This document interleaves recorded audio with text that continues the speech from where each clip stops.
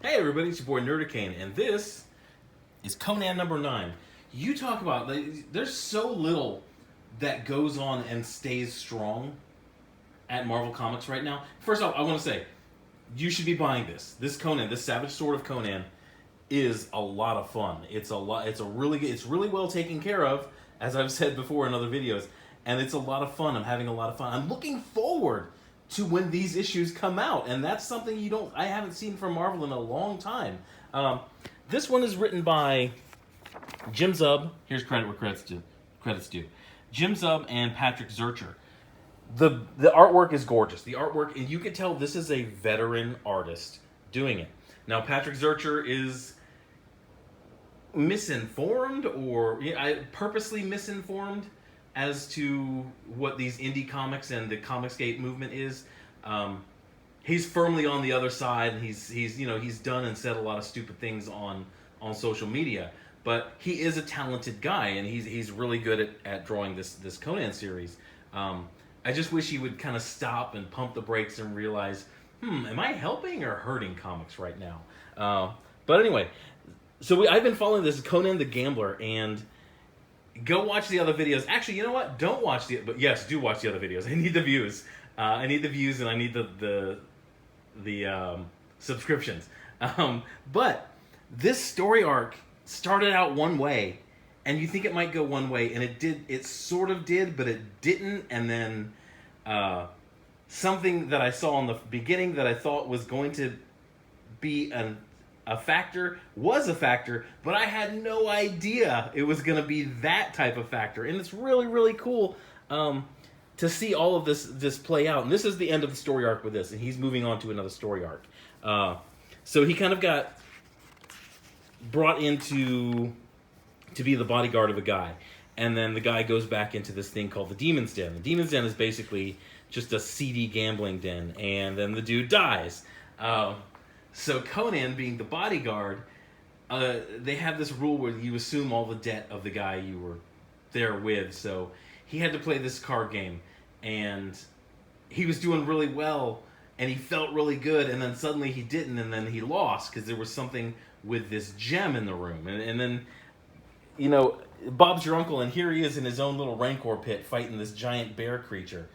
And the fight, this is so well because this is not your normal Marvel character. Now, the world of Conan, it's a very savage world. When you play, and I've said I played the RPG Conan, the tabletop one, the D&D style. You are a hero in that world. You're above the normal person, but you can still die. Like D&D, the first thing you realize about D&D is you are not the main character of D&D. You can die really easily in D&D. Conan is like that too. You can die, but it's a little harder because you're just like Conan or one of the heroes in the Conan movies. You're not immortal. You don't have plot armor, but bad things can happen to you, and bad things do happen to him. And he kind of gets, he's backed up against the wall, and he's down in this pit fighting this creature. And it's not like a normal Marvel hero where they easily defeat the hero.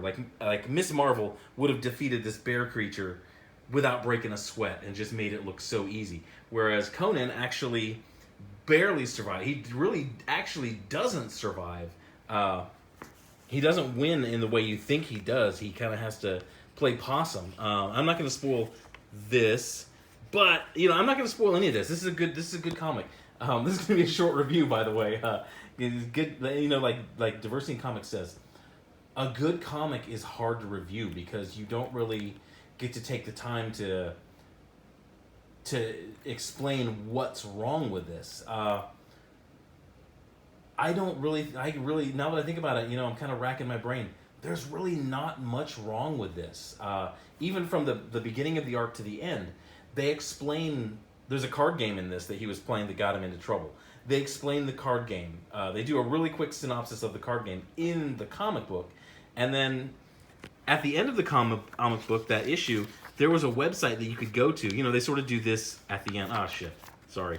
Kind of gave away the end. It was just, hopefully you're not watching. My videos are mostly to be listened to, not to be watched. But yeah, they even show the card games. Like, okay, you go here, you can download a physical copy of the card game, and you can print it out, and you can play the card game. These are the rules. This is how it works, and it was really cool, and it shows you. It explains everything along the way, so the reader never really gets lost. But once again, like I said, this is from veteran writers. This is from Jim Zub. Jim Zub is very good as a comic book writer, and he's very good at Marvel. I'd like to see him do a foray into, maybe an Indiegogo, do his own project. A lot of these guys who are at Marvel, who are really good, I would like to see them go. And now that indie comics are a big thing, and they're a big industry, and they're starting to sort of overtake the big two in quality and in audience, I would really like to see some of these guys, Jim Zub, Chip Zdarsky, maybe who's that guy who's doing too much? Donnie Cates. I'd like to see them go and do an Indiegogo, and it's kind of funny because it's backwards. Back in the 90s, comic book artists used to have to do like their own small indie book, and then they would show it to a publisher, and the publisher would sort of like look at it, and then maybe they would bring them on to do a fill-in story. Nowadays, in the comic book industry, you get to be like a big comic book professional, and then you sort of go do indies, and it's really weird. Or you go the Leah Williams route, and you just come out of nowhere and you get 6 books at Marvel, which is, once again, the problem at Marvel. You're getting talentless people who aren't really invested, who haven't put the sweat equity in and haven't put the time into comic books, and you're giving them a bunch of comics. But that is not the case with this. This is really good. Like I said, go get this. Go pick this up. Boost the sales on this. Move the needle. Let's bring. Are we doing that? Are we bringing Move the Needle back? Because I liked Move the Needle. I thought it was a really good way to communicate with the people who create good comics, but the detractors also like, oh, Move the Needle. If you're mentioned in Move the Needles, you're a Nazi, and the person said it was a Nazi, so they're talking to you, and you're a Nazi, and it's just, it's ridiculous shit brought up by 12 psychos online. So I don't know. Maybe we're bringing Move the Needle back. Maybe we'll try it. I don't know. But it was fun. Look at that. Look at that. That's the cover of a comic book. You got your hero. He's in danger.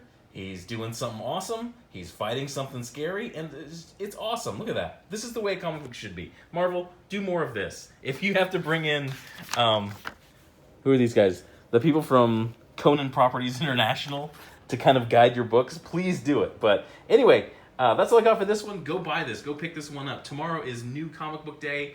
Go follow me on Twitter. I'm going to look at the list tonight, and I'm probably going to do my my recommendations for New Comic Book Day tomorrow.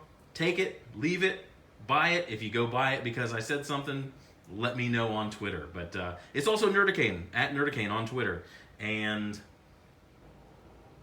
at Nerdicane Minds on Minds. I don't know, maybe I'll start using Minds more often. But anyway, that's all I got for this one. You guys, thanks. Go have a good day. Bye.